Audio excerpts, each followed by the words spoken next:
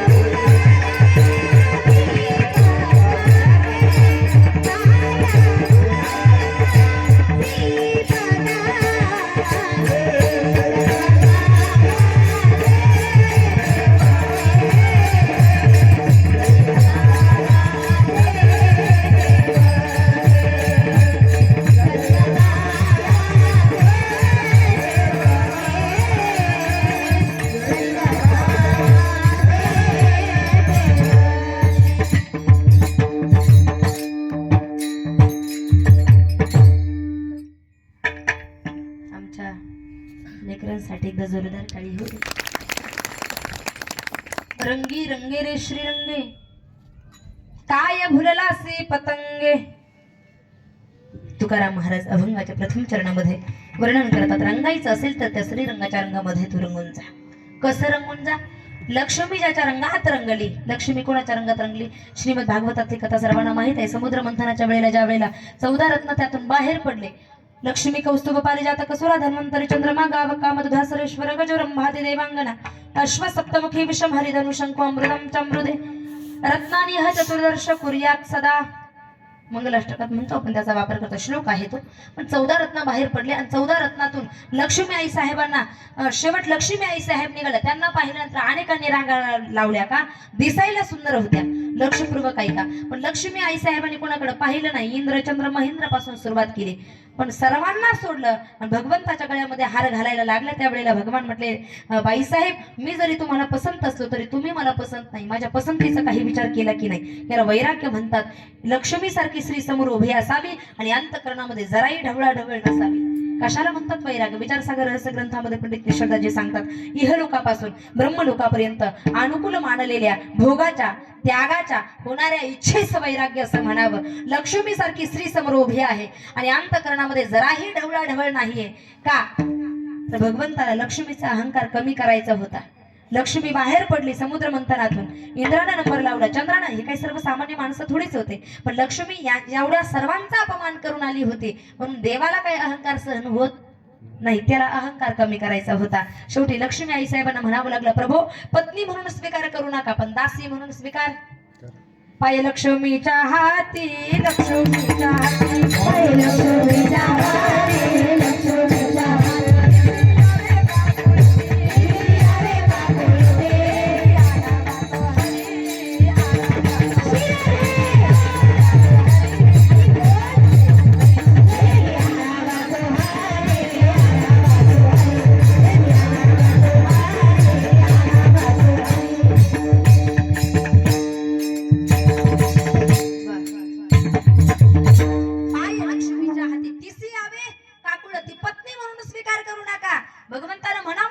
लक्ष्मीला का काय म्हणावं लागलं?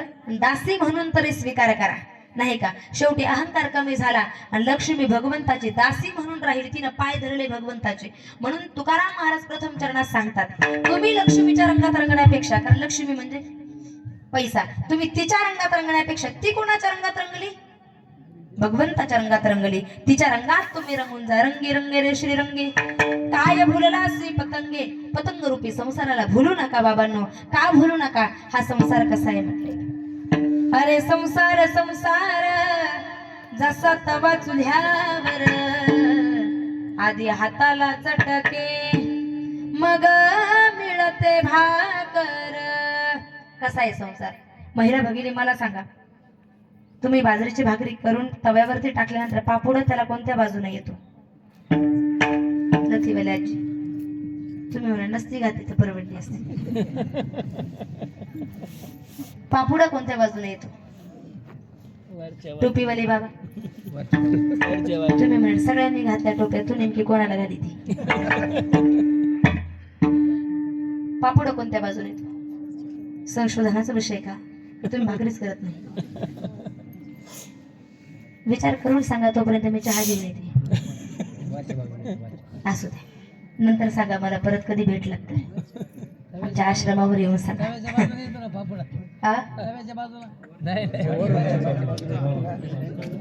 जाऊ दे असू दे. अरे संसार संसार कसा आहे संसार? जसा तवा चुल्ह्यावर, आधी हाताला चटके. बरं जाऊ द्या, हाताला चटका बसल्याशिवाय भाकरी काही भाजता येत? मला तर नव्हती भाजता आली बा. आधी हाताला चटके मग मिळते भाकर. हाताला चटका बसल्याशिवाय भाकरी भाजता येत नाही. असा आहे हा संसार. कसा? आधी चटके मग असा संसार आहे. अरे संसार संसार जसं कप बशीच घर, बसी बसे आरामशीर, बुशी बुशी आराम बस. पूर्वी तुम्हाला माहित आहे का, जोपर्यंत रॅक नव्हती घरामध्ये त्यावेळेला काय असायचं? ते कपबशीचं घर राहायचं. 2 चुका ठोकलेल्या राहायच्या, एकूण एक कप आणि इकडून कोणी कोणी पाहिजे जरा हात वरती करा. कुणाकुणाच्या घरामध्ये हे कपबशीचं घर होतं जरा? वा वा क्या बात आहे. सगळ्यांच्या म्हणजे तुम्ही सर्वांनी पाहिलं, मी पण पाहिले. एका बाजूनं डिश किंवा बशा त्याच्यामध्ये ठेवल्या जायच्या, त्या दांडीला काय अडकवल्या जायचं? हा चमचे कप. पण आपण इथं फक्त कप बशा घेऊ. एकदा जर तुम्ही बशा धुवून त्या घराला अडकवल्या तर बशी बिचारी अशी आरामशीर, बशा आरामशीरच का नाही असतात? काय ताई तुम्ही महिला आहात, आमच्यासारखं काम कुणाला राहत नाही. हा फक्त बोलायचा विषय. महिलांसारखं काम कुणाला नाही, बिचाऱ्यांना फार काम करावं लागतं नाही का? बारीक निरीक सगळं काही प्रपंच त्या ठिकाणी बघावं लागतं. पण एक म्हणायचा भाग जरा वहिना वहिनी वर्णन केलं ते बसी बसे आरामशीर. कप जर तुम्ही धुवून घराला अडकवला 2-4 वेळेस मुंबई पुन्हा मुंबई पुन्हा मुंबई पुन्हा केल्याशिवाय राहत नव्हता. जोपर्यंत कप बशीचं घर होतं तोपर्यंत. विनोदाचा भाग सोडा, संसार तसा आहे म्हटलंय. कसा आहे संसार? संसाराच्या अवघीच व्यसने,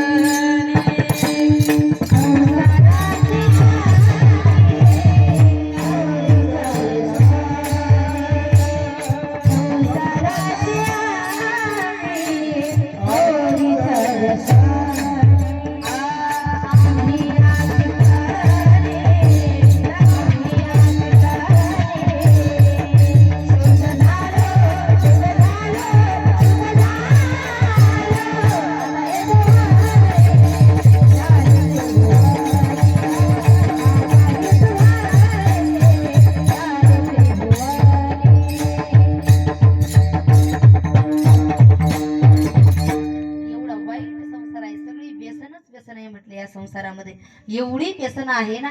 आणि म्हणूनच तुकाराम महाराजांनी सुद्धा वर्णन केले, दुःख बांधवडी आहे हा संसार, दुःख बांधवडी आहे हा संसार, सुखाचा विचार नाही कोणी, दुःख बांधवडी आहे हा संसार, दुःख बांधवडी आहे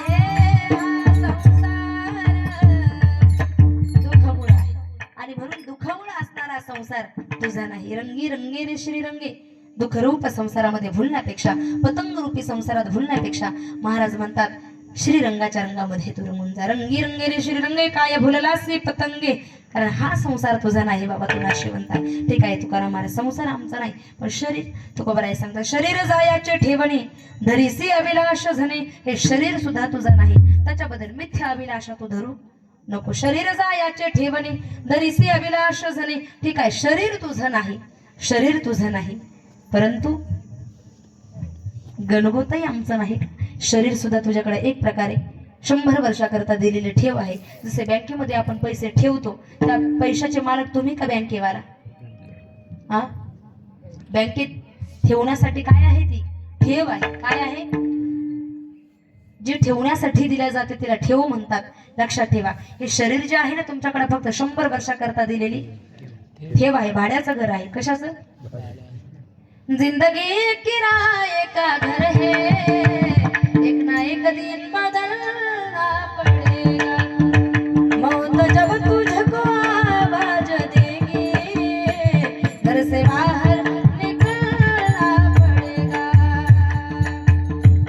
जिंदगी एक किराए का घर है, एक ना एक दिन बदलना पड़ेगा, मौत जब तुझको आवाज देगी, मौत जब तुझको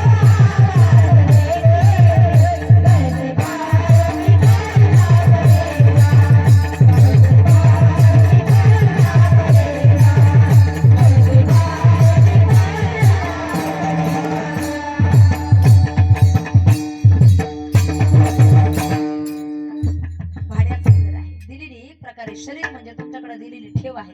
देवानं भाड्याचं घर जसं आपण स्वतःच म्हणून वापरतो का? किती भाड्याच्या घरात राहा, किती भाड्याच्या घरात राहा, पण अंतःकरणामध्ये एकच इच्छा असते की एक दिवस हे भाड्याचं घर आपल्याला सोडायचं आहे.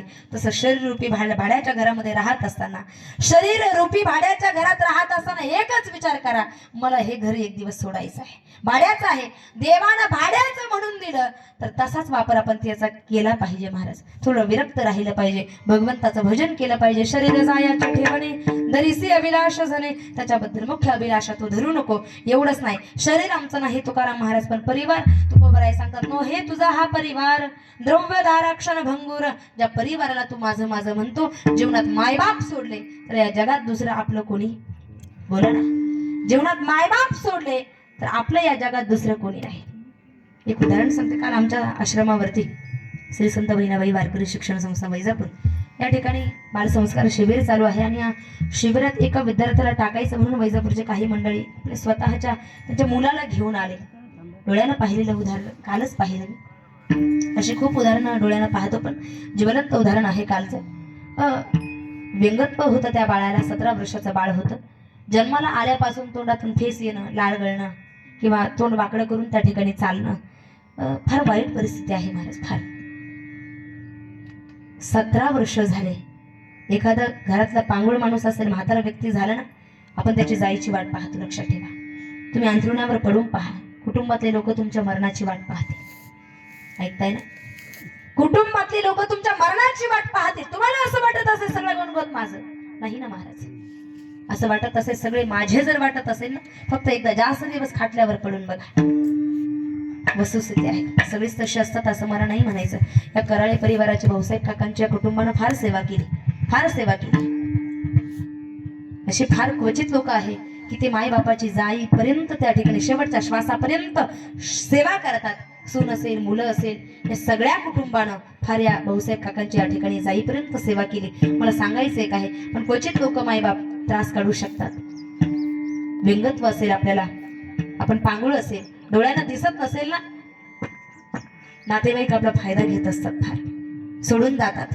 दुःखाच्या काळामध्ये नातेवाईक ही गोष्ट अशी आहे की सोडून जातात महाराज. कोणी कोणाचं नाही या जगामध्ये, पण मायबाप ही गोष्ट अशी आहे, जीवनात मायबाप जर सोडले ना, 17 वर्षाचा पोरगा डोळ्यानं पाहिलं काल मी, पण 17 वर्षापासून जन्मतः त्याला तो त्रास होता.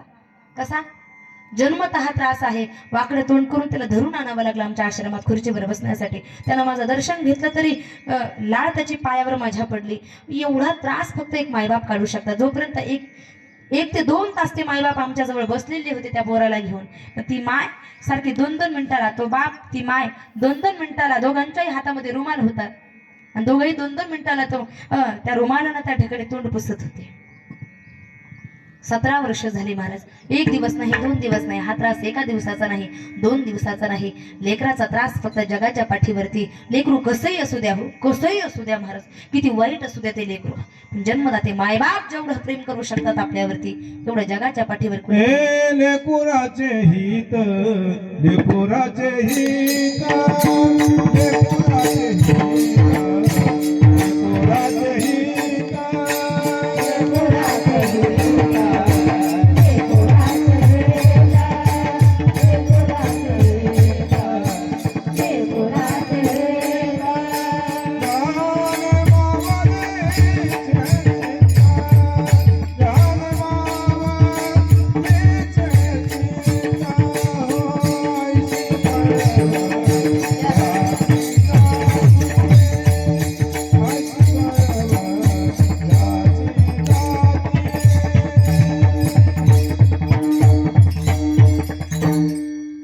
लेकुराचे हित. वाहे माऊलीचे चित्त किंवा जाणे माऊलीचे चित्त, ऐसे कळवळ्याची जाती करी लाभावी न प्रीती. जे निस्वार्थपणे लेकरांवरती कुठल्याही प्रकारचा स्वार्थ न ठेवता त्या लेकरांवरती प्रेम करत असतात त्यांना मायबाप म्हणतात. दादा, जीवनामध्ये काय आहे बापाचं स्थान हे फक्त त्या घरातल्या लोकांना विचारा ज्या घरातला बाप गेलाय. या कराळे परिवाराचा बाप गेलाय महाराज. या लेकरांना विचारा, त्यांच्या त्या भाऊसाहेब काकांच्या मुलींना आणि मुलांना विचारा की बाप गेल्याचं काय दुःख आहे महाराज. बाप ही गोष्ट अशी आहे ना, तू अंगणात फक्त बसून जरी राहिला ना, तुमच्या घरापुढे बसून जरी राहिला ना मायबाप, त्या घराला फार मोठी शोभा असते दादा, फार मोठी. काही करू नका देऊ त्याने. चुकीचा आमचा एक गैरसमज आहे की आमच्या मायबापानं म्हातारपणाला सुद्धा काम केलं पाहिजे. आमच्या घरात भांडणं होतात. 2 जर मुलं असेल तर सहज मुलं भांडतात, सुना भांडतात. आमचे मायबाप, आमचे सासू सासरे फक्त लहानच लेखाचं काम करतात. आमचे मायबाप, आमचे सासू, आमचे सासरे फक्त मोठ्याच मुलाचं काम करतात. मला तर असं वाटतं म्हातारपणाला आपण कायच त्यांच्याकडून अपेक्षा करावी. आयुष्यभर ज्यांनी आमच्यासाठी काबाड कष्ट केले, आयुष्यभर ज्यांनी आमच्यासाठी ऊसतोडी केली, ज्यांनी आयुष्यभर स्वतःचं घरदार पाहिलं नाही, ऊसतोडी करून लेकरा बाळांना शिकवलं, परिस्थिती नव्हती महाराज तरी त्या लेकरांना शिकवलं. काही माय बापानं आईनं बापानं कानातले मोडून सोनं गहाण ठेवून त्या लेकरांना शिकवलंय. घरात जर बोकडं असेल, बकऱ्या असतील, त्या बकऱ्यांना विकून त्या लेकराची फीस भरली.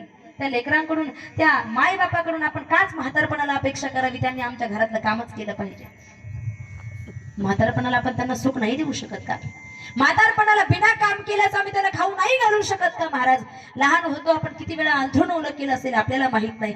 किती वेळा ती माय, तो बाप आम्हाला मुखानं, त्याच्या हातानं त्या ठिकाणी घास भरवत असेल, हे तुमच्याही लक्षात आलं नसेल कधी. माय बापाचं प्रेम जगाच्या पाठीवर कोणी देऊ शकत नाही दादा. काय प्रेम करत असतो तो बाप आमच्यावरती, काय प्रेम करत असतो दादा. मुलीला 100 रुपये दे पार्लरला जाण्यासाठी, मुलाला 100 रुपये दे सलूनला जाण्यासाठी, पण तो बाप जर कपड्याचा, अंगाचा साबण जर घरामध्ये दाढी करण्यासाठी संपला असेल ना, कपड्याच्या साबणानं दाढी करणारा तो बाप असतो दादा. त्या बापाला आपण क्षणार्धात विसरतो. जीवनात बाप जेवढं लेकीवरती, लेकरावरती प्रेम करू शकतो, जगाच्या पाठीवर त्या बापाची जागा कुणी घेऊ शकत नाही. ज्या घरातला बाप जातो ना, त्या कुटुंबातल्या व्यक्तींना विचारा, प्रत्येक सकाळ त्या लेकराला जबाबदारीची वाटत असते. बाप आहे ना तोपर्यंत काही उन्हाळपणा केला तरी चालतो. तुम्ही क्रिकेट खेळून याल, तुम्ही मित्रमंडळीमध्ये जाऊन बसाल, 10-10, 11-11 वाजेपर्यंत कट्ट्यावर मित्रमंडळी समोर तुम्ही बसू शकतात, एन्जॉय करू शकतात. पण बाप गेल्यानंतर त्या मुलाला ना 8 वाजेच्या आत घराच्या मध्ये यावं लागतं महाराज. का? कुटुंबाची जबाबदारी आहे त्याच्यावरती, बहिणीची जबाबदारी आहे, आईची जबाबदारी आहे, लेकरांची जबाबदारी आहे, बायकोची जबाबदारी आहे. ही सगळी जबाबदारी त्या लेकरावरती पडत असते मायबाप. म्हणून बाप आहे तोपर्यंत त्याला सांभाळा बापाला. जिवंत असताना जे आहे ते द्या त्याला, वेळेवरती पुरवा. काय हाल केलेत काही लोकांनी मायबापाचे, फार हाल केले महाराज. कारण एकच असतं, ज्या मायबापाने आयुष्यभर आमच्यासाठी काबाड कष्ट केले ते मायबाप 2 पत्राच्या खोलीमध्ये राहतात. मी प्रत्येक कीर्तनात सांगत राहते, प्रत्येक कीर्तनात सांगते. फक्त कारण एक आहे, त्याला बायकोचं आणि आमच्या आईचं जमत नाही. हे काय कारण असू शकतं का महाराज? हे काय कारण आहे का? भांड्याला भांडं प्रत्येकाच्या घरात लागत राहतं नाही का? एका हातात जास्त जर बांगड्या असेल काचेच्या तर लागतात ना, घासतात ना एकमेकाला. आवाज होतो ना, तुमच्याकडे नाही होत. सिंगल बांगडी असेल तर कशाला लागेल महाराज सांगा ना? नाथबाबांनी एकनाथी भागवतात त्याचं वर्णन करून ठेवलंय.